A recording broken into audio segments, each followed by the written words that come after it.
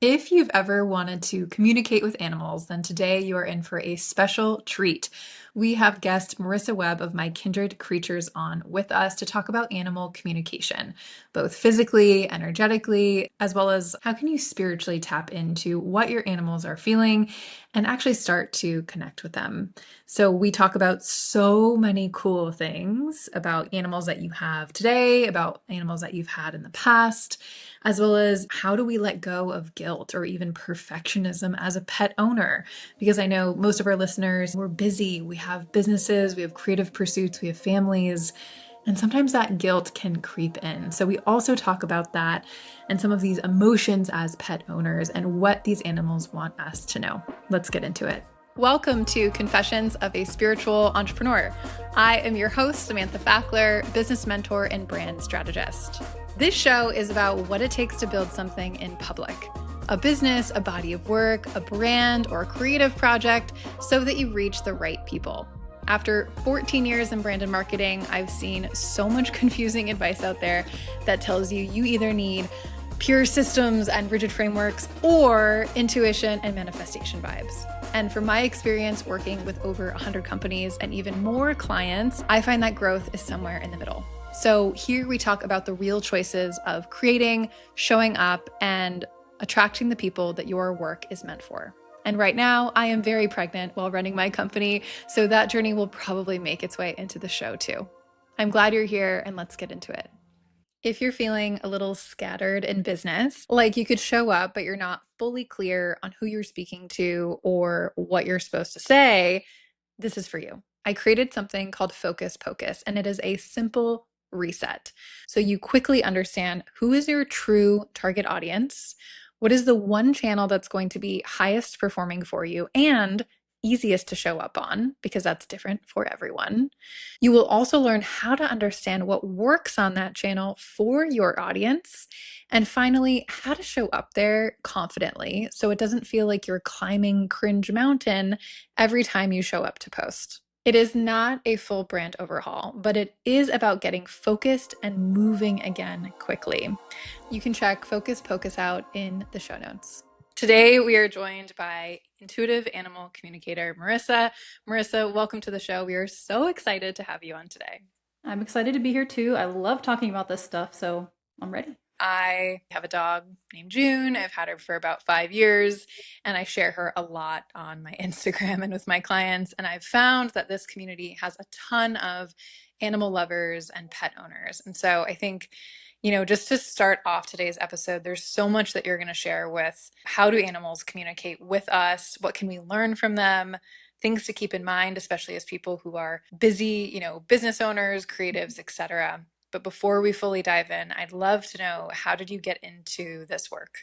I love this question because I truly believe that the universe put this in my path. So, probably about 2 years ago now, I had an Akashic record reading done. So, I was asking her about my career because at the time I was kind of unhappy and I didn't know where I wanted to go ultimately. And she's like, "Well, I see you with like a black dog and I think you're like communicating or doing something with like animal communication or animal therapy." But that seed was all that I needed because I was like, wait, what is this? And I started looking into it and I found out that it's a real thing. And then probably 3 months later, I was on Instagram and I saw an ad for an animal communication course. So I signed up. And then even before I started the class, there was like an initial intro kind of thing. So I tried to connect even before the class with a friend's animal. It worked. And I was like, holy crap, I can't believe this. So here I am about a year later with like officially doing sessions, launching my business. So that's why I say it was totally the universe put this in my path because I never thought I'd be here, but here I am and I love it. Oh, it's amazing. It's like, surprise, you have this gift. You didn't know that you had it. And here are a lot of pets that are going to be communicating through you to their owners or relatives in some way. Wow. Okay. And so when you connect with animals, can you walk us through, like, what does that look like?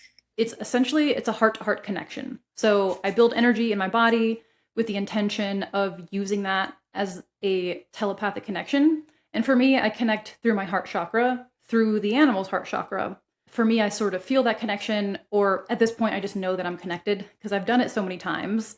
And then it's a matter of utilizing your intuitive skills. So, like your clairvoyance, your clairaudience, whatever clair you have.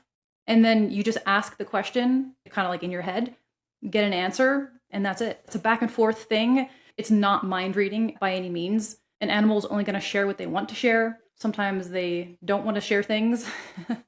It's kind of funny because it's like I'm literally just having this conversation in my head. Some people think that I have to be in person, which I don't. It's completely remote because telepathy could happen all over the world. There's no proximity rules about this kind of communication. Right. And it sounds so similar to energy healing. In a past life, I was a Reiki master and had a Reiki business before becoming coach. It was like a thing that I did on the side of my full-time job. But energy is healing is very similar. You can do it remote.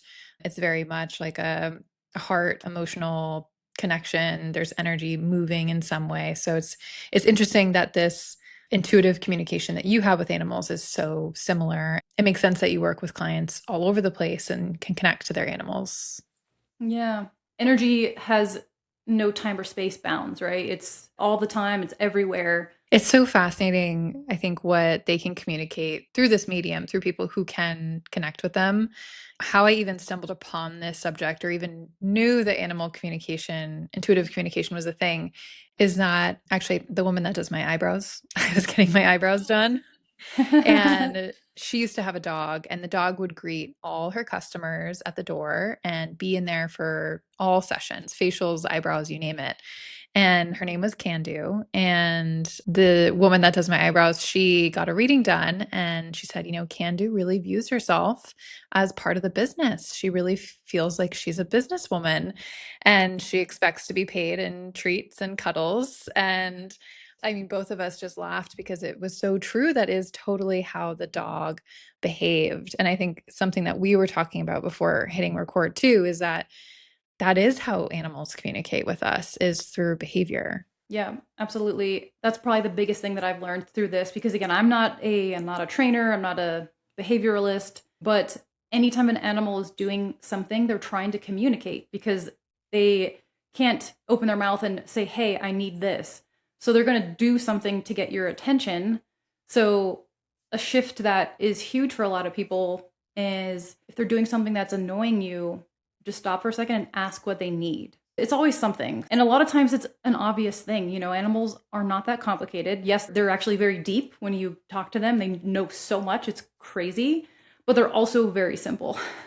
So, Yeah, my dog June is like that. My husband and I will just watch her sometimes, and she has such a deep stare, and she's very observant. And she also literally tells me when to take a break from work. Like she will come into my office yes. at 5 o'clock on the dot if I'm still working or like wanting to push it. And she's like, "No, girlfriend, we're going for a walk. Like, let's go." And she will just stare me down until Yes. I pay attention and stop working. That has definitely come up in sessions. Dogs will do that. Cats will just come and sit in your lap, or if you work from home, they'll literally just walk in front of your computer and it's like, hey, take a break, stop looking at your computer, pay attention to me. I see that a lot with people that work from home. It's interesting because I don't even know how many clients I'm like, I think you work from home from what this animal is showing me. And they're like, yeah, I do. And some animals, there was a client I remember specifically that she was working from home from COVID and then she had to go back in the office. I think it was a cat. And the cat was so sad when she had to go back because she loved having her mom there and just like being with her while she was working. So, and the same thing you mentioned about the dog and feeling like the dog was part of the business. Other animals have the same kind of thing where they just feel like they're part of the mix. And I remember, again, this was a cat who, it was so funny. She talked about liking to listen to her mom talk to her friends, and she was listening to the gossip. And she's like, yeah, she always sits on the table when her friends are there and just like looks at us like she's a part of the conversation.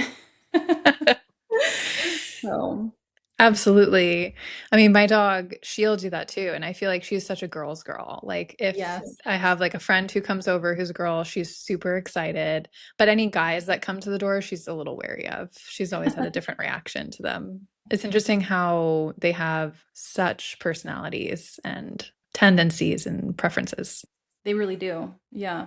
I had a session yesterday with a cat, and bless his heart, he came through as like this grumpy old man energy. And some of the things that come through are just, I can't explain things. There's so much in the universe and the world that we just don't understand. But it literally felt like he was an old man trapped in this cat's body. And his mom was like, he's like, yeah, sometimes I look at him and I ask him, like, who's in there? So Wow.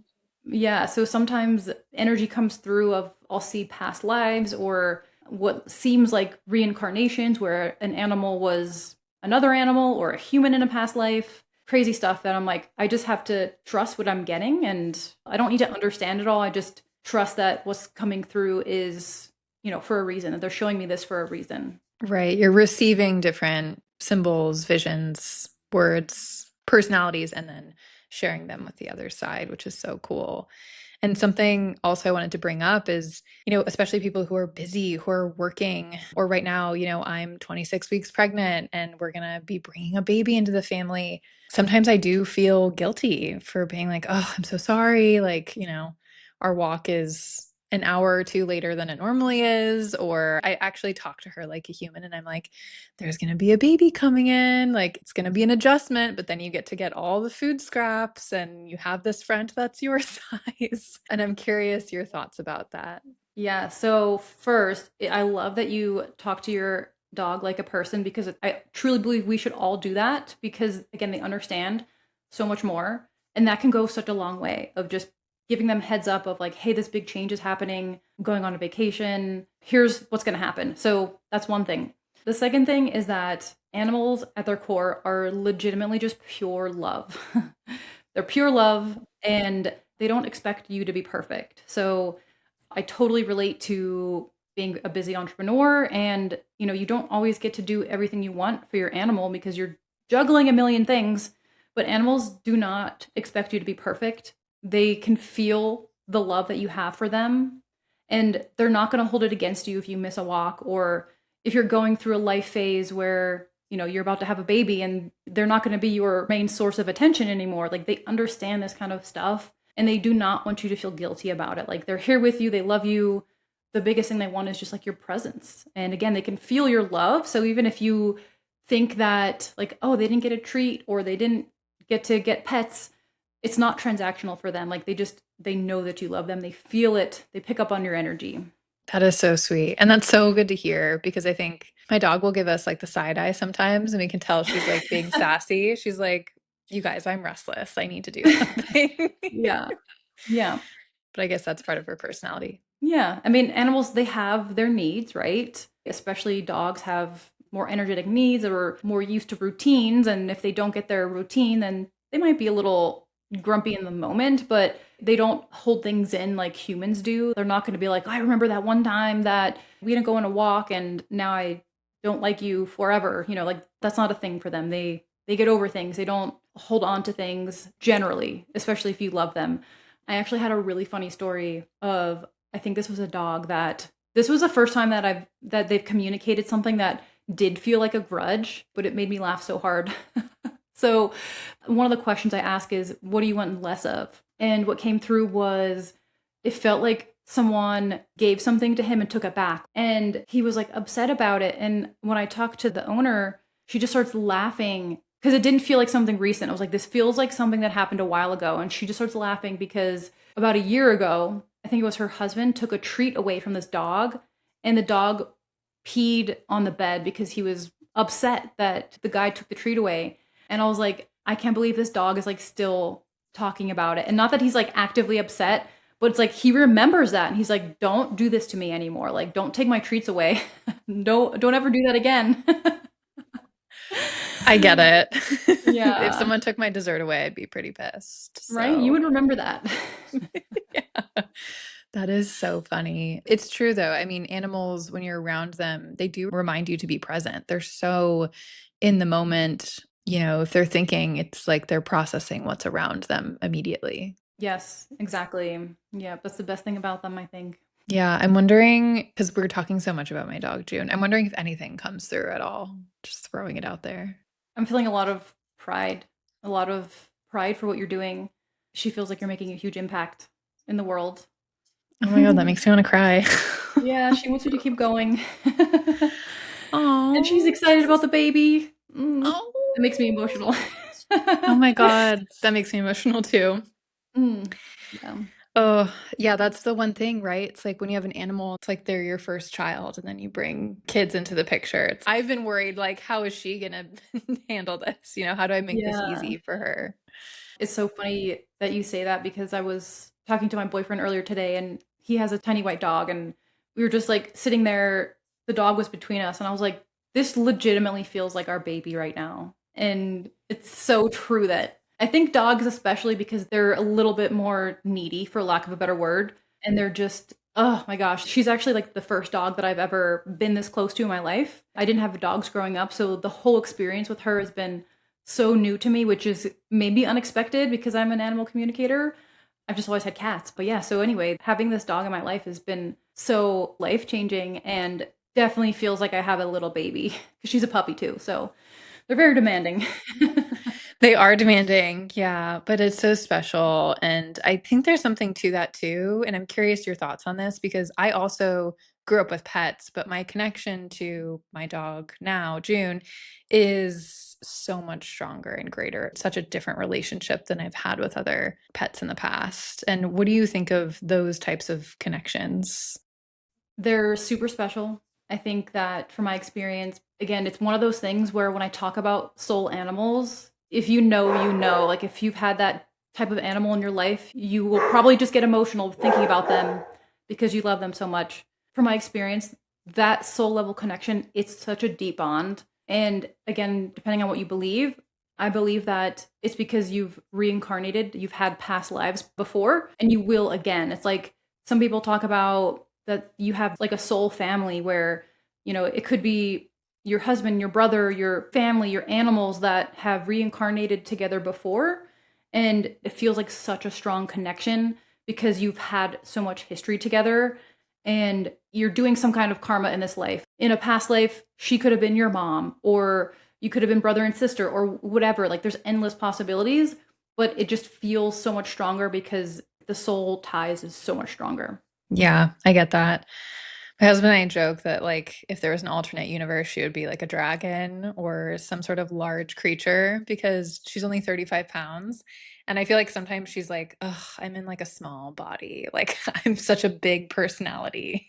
Yeah, it's actually cool that you said that because a lot of the times when I have a session, things that come through, I'm just confirming what the person was already thinking and feeling because we're always communicating with our animals, but we just don't realize it because we're so close with them and the connection is such a natural, inherent thing that we all do that you don't even realize it. So the fact that you're like, I think she was a dragon in a past life, there's a very good chance that she was, and you're seeing that because she's showing you that because you're communicating with her.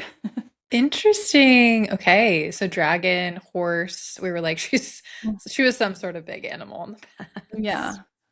Yeah, That's really very cool. likely. You touched on this too, but I think these bonds do go so deep. And I think the unspoken part of this that like occasionally will come to mind is, oh my gosh, like pets don't live as long as humans. And one day she will pass. And I absolutely dread that day and that chapter of life without her.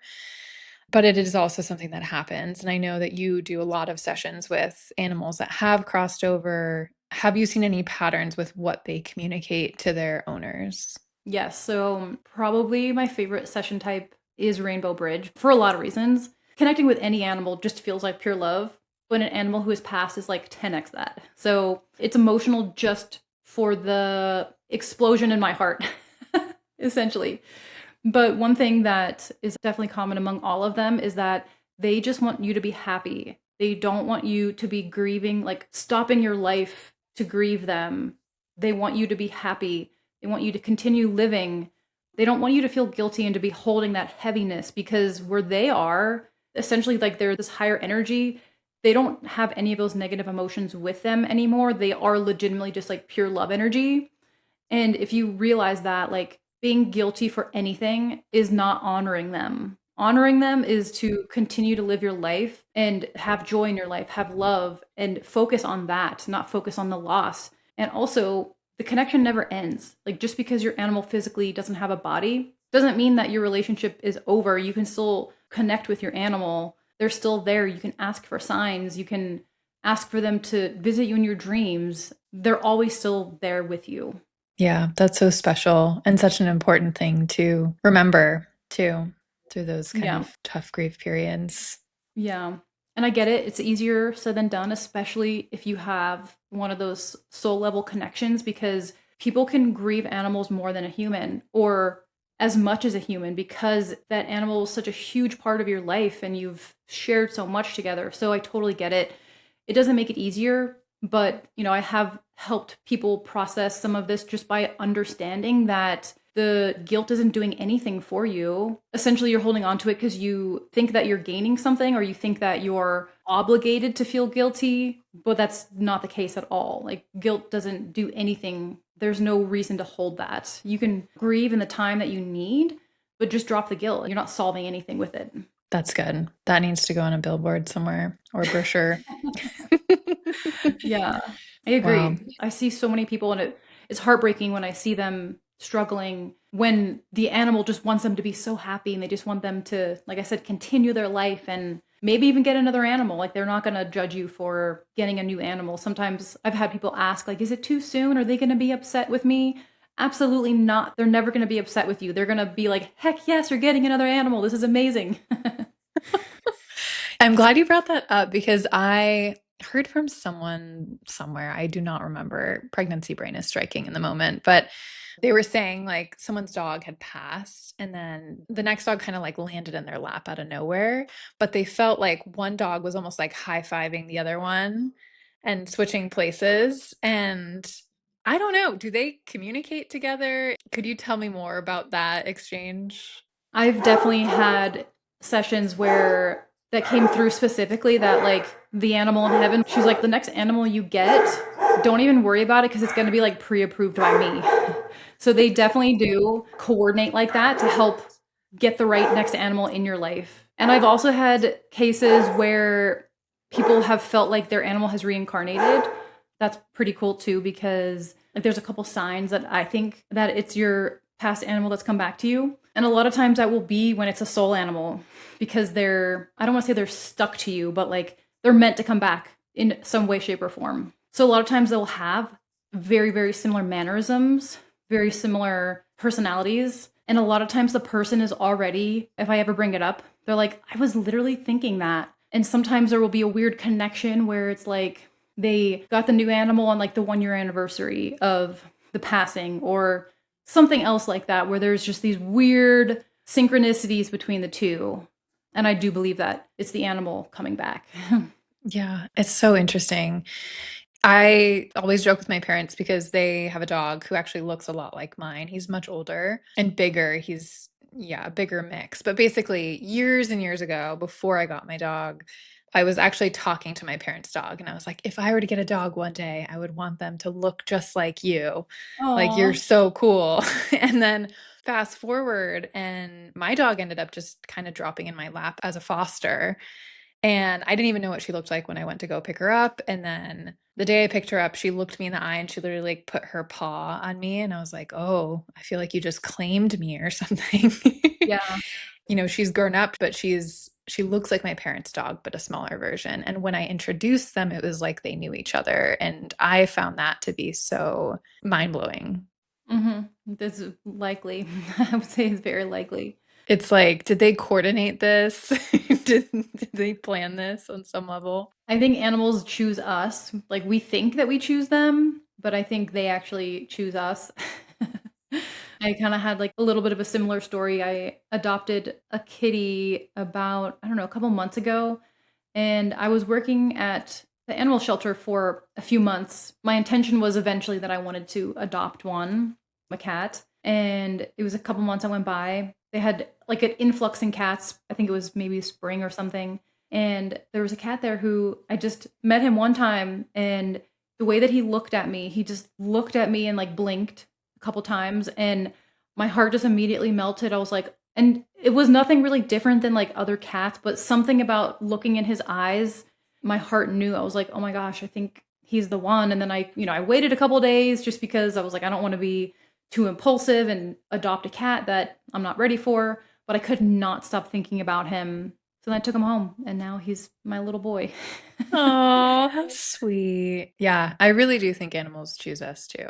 Sometimes you don't even have control over the time or the way. It's just like they show up. Yes, they talk about the cat distribution system, which is such a funny thing, but it happens with dogs too. But yeah, I definitely think animals, they choose us, and it's interesting to hear different stories of people and how they came to acquire their animals. And I mean, almost every time it just feels like such divine timing, a divine union, divine story of how they got their animal. Completely. Yeah. And do you think there's anything that you wish people knew about animals or communicating with animals that we haven't talked about already? So we touched on it a little bit, but I want to emphasize it because I think there's a big misconception that animal communication is only for special people or gifted or whatever, but everyone can do it and everyone is doing it with their animals every single day. And again, because it's telepathy, I personally believe is something all humans do and have.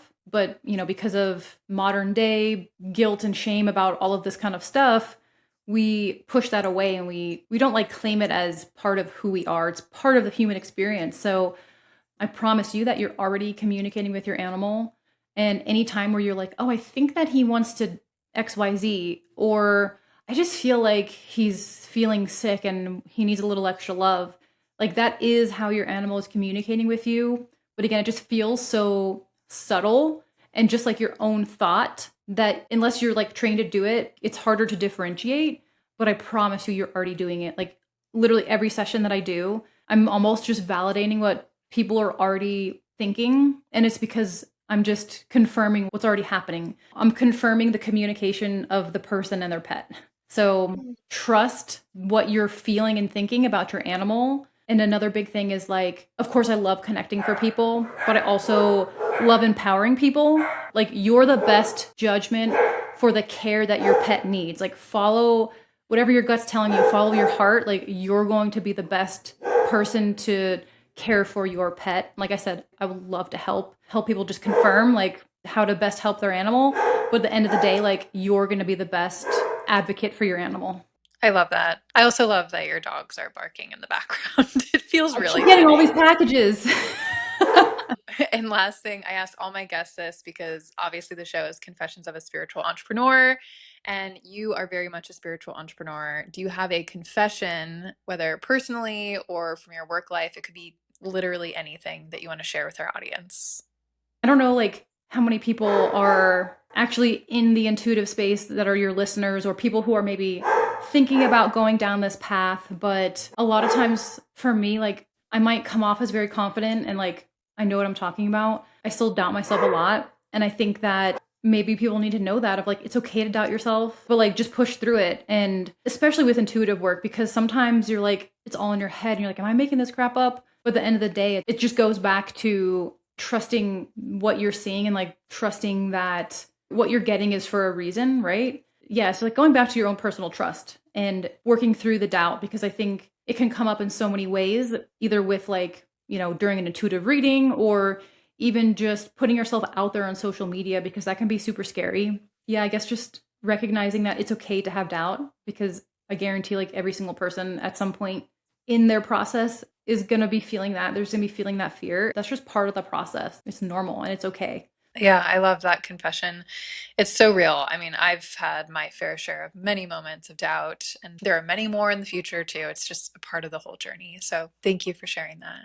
Yeah. Well, Marissa, it has been such a joy to have you on. Thank you for sharing your knowledge, your wisdom of all of these things, your gifts with our audience. Where can people find you? Well, thank you. First of all, this was super fun. I am My Kindred Creatures on pretty much every platform: Instagram, Threads, TikTok. I'm on YouTube, but not too much. But yeah, My Kindred Creatures. Well, that was really such a cool episode. And I know I'm going to start just staring at my dog and communicating with her more often. I hope today kind of illuminated some things for you in the animals in our lives. I know that a lot of people are pet owners. I feel like over 90% of my clients have had pets. There are people in this community with dogs, cats, bunnies, birds. and they are such a big part of our lives and even sometimes our businesses.